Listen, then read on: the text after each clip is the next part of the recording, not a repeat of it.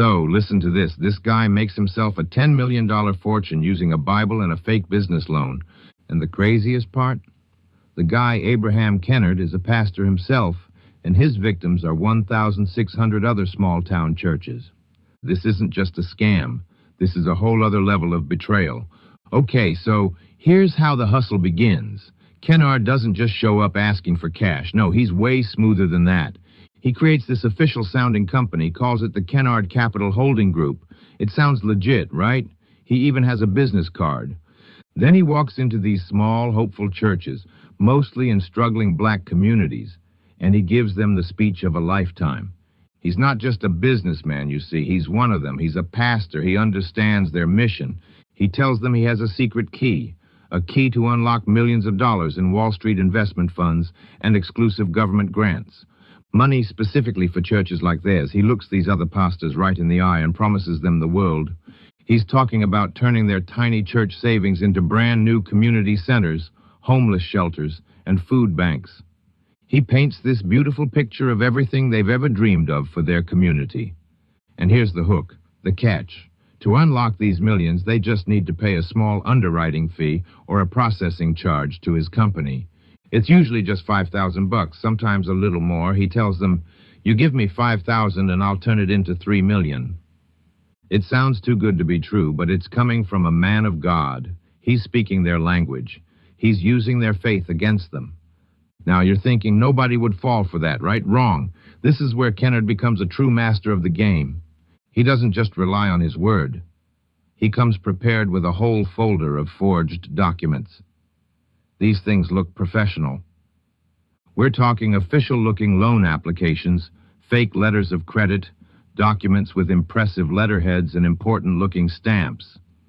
He's flashing paperwork that says guaranteed funding from banks that have never heard of him.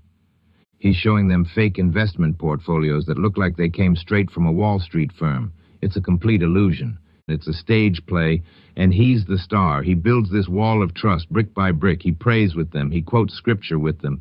He tells them this is their divine opportunity, a blessing from God. And who wants to question a blessing? So they believe him. They trust him. He's not just some stranger. He's Pastor Kennard. He's their brother in faith. So they go back to their congregations filled with hope. Let's make this real. Picture this one church somewhere in a small North Carolina town.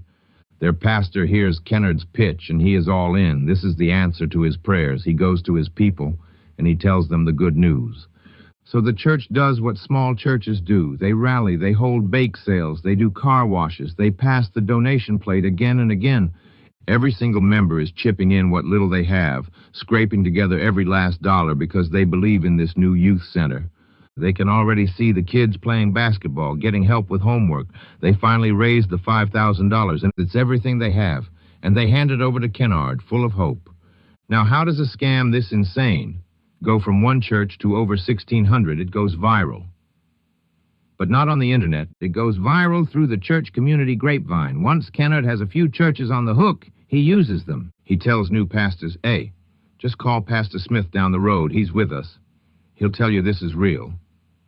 So the new pastor calls Pastor Smith, and Pastor Smith, who thinks he's about to get millions, says, "Yeah, brother, we're in. You should get in, too." He's turning his victims into his own unwitting sales team. Each pastor who buys in becomes a trusted testimonial for the next one. It's a pyramid of belief, and it explodes. The scam spreads from North Carolina to Georgia to Florida, all across the country. We're talking a wildfire of false hope. Kennard is just sitting back, watching the $5,000 fees roll in one after another. The money is absolutely flooding his account, so months go by, then a year, and the pastors are waiting. They keep calling Kennard. "Brother Kennard, where are the millions? When is the construction starting on the community center?" And this is where the cracks start to show, the excuses begin. First, it's, "Oh, the funds are just tied up in underwriting. It's a standard delay."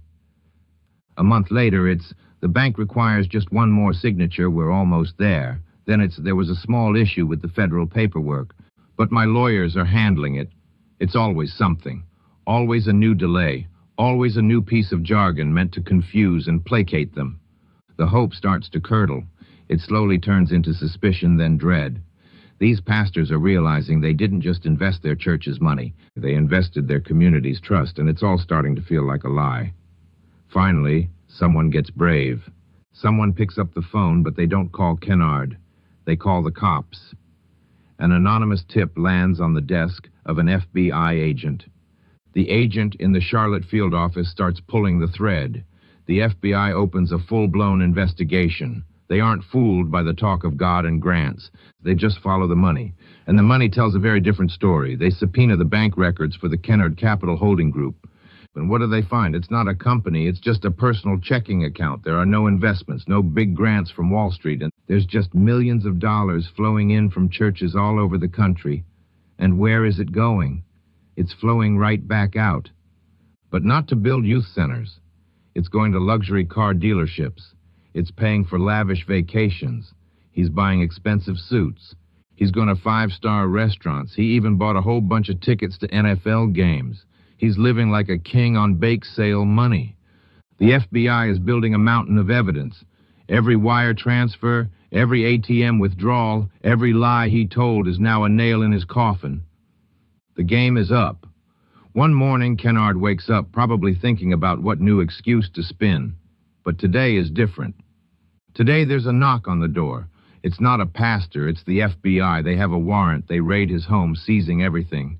They are putting the man of God in handcuffs. The illusion is shattered. The wolf in sheep's clothing is finally caught. The pictures from that day are insane. This guy who presented himself as a pillar of the community is now just another perp being led away. So it all goes to court. Kennard, of course, pleads not guilty. He tries to keep the act going. But you can't lie to a federal jury. The evidence is stacked to the ceiling. The prosecutors lay it all out. They bring in pastor after pastor to tell their stories. They show the jury the fake documents. They show them the bank statements. They show them the luxury cars. The betrayal is laid bare. And the hammer comes down. Guilty on all counts. Mail fraud, wire fraud. The judge sentences him to prison. The final shot, the one that tells the whole story, is his mugshot. The confident, charming smile is gone.